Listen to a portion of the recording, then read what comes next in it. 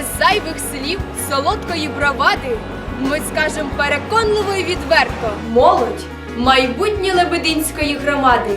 Наша позиція попереду і твердо. Майбутнє громади у наших серцях.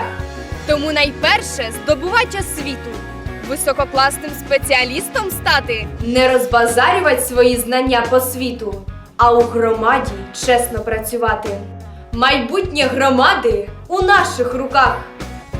Дбать про довкілля і здоровим будь, щоб народилися міцними наші діти.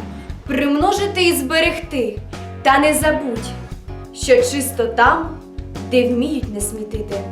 Лебединській громаді міцніти й рости, молодь вперед до мети.